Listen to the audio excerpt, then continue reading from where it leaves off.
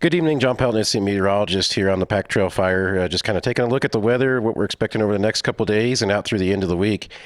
For the overnight tonight, we're expecting another one of those nights where it's kind of cool, getting good humidity recoveries on the fuels, better than what we were seeing a week ago under high pressure. Now, high pressure does begin to move on out of the area as we work over the next couple of days. We're going to see a front drop into Wyoming tomorrow, and with that moving into the area, we will see an increase in winds.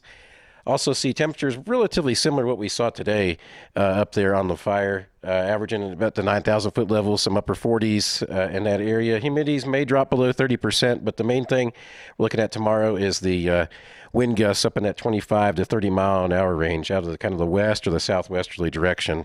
Another thing though to point out here as you look at the matrix is these mixing heights. They're in the anywhere between 4,000 and 6,000 feet over the next few days, and not up near that 8,000 to 10,000 foot level where we saw the more active fire when we had more instability. So not as much instability over the next several days.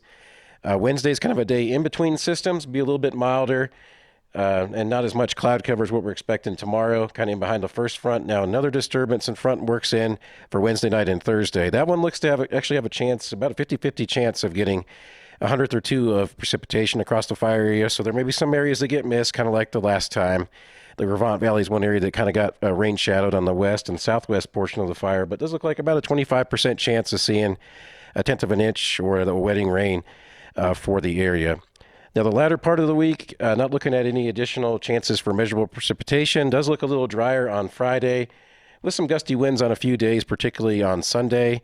And that'll be out ahead of another system expecting to work into the area as we work on kind of the early to middle part of next week. And that one actually shows some promise of getting, maybe more precipitation than this Wednesday night, Thursday event, perhaps similar to what we saw at the end of last week. So may see a tenth or tenths of an inch out of that or more. Again, there's a lot of variability in the models, and as time gets closer, we'll be refining that.